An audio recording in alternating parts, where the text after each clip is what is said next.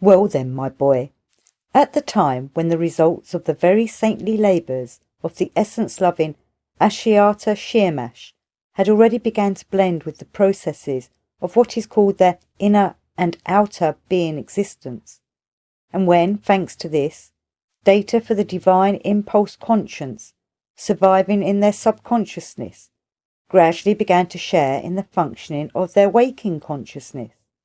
then the being existence, both personal and reciprocal, began to proceed on this planet also, almost as it does on the other planets of our great universe on which free-brain beings exist. These favourites of yours also then began to have relations towards each other only as towards the manifestations varying in degree of a unique common creator, and to pay respect to each other only according to the merits personally attained by means of being part dog duty, that is, by means of personal, conscious labours and intentional sufferings. That is why, during that period, there ceased to exist there the said two chief maleficent forms of their ordinary existence, namely their separate, independent communities, and the division of themselves in these communities into various castes or classes. At that time also, there upon your planet, all the free-brain beings began to consider themselves, and those like themselves, merely as beings bearing in themselves particles of the emanation of the sorrow of our common Father Creator. And all this then so happened because when the actions of the data of the divine being impulse began to participate in the functioning of their ordinary waking consciousness, and the free-brain beings began manifesting themselves towards each other solely in accordance with conscience, the consequence was that masters ceased to deprive their slaves of freedom,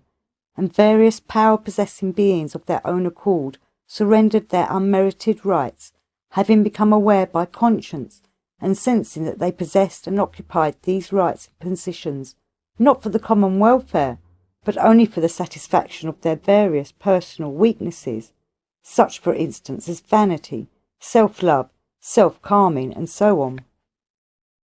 Of course, at that period also, there continued to be all kinds of chiefs, directors, and advisors specialists, who became such chiefly from difference of age and from what is called essence power, just as there are everywhere on all planets of the universe, on which there breed free-brain beings of varying degrees of self-perfecting. And they then became such, neither by hereditary right, nor by election, as was the case before this blissful Ashiatian epoch, and as again afterwards became, and even till now continues to be, the case. All these chiefs, directors, and advisers then became such in accordance with the objective merits they personally acquired, and which could be really sensed by all the beings around them. And it proceeded in the following way. All the beings of this planet then began to work in order to have in their consciousness this divine function of genuine conscience, and for this purpose, as everywhere in the universe, they transubstantiated in themselves what are called the being obligolnian strivings, which consist of the following 5, namely, the first striving, to have in their ordinary being existence everything satisfying and really necessary for their planetary body. The second striving, to have a constant and unflagging instinctive need for self-perfection in the sense of being. The third, the conscious striving to know ever more and more concerning the laws of world creation and world maintenance. The fourth,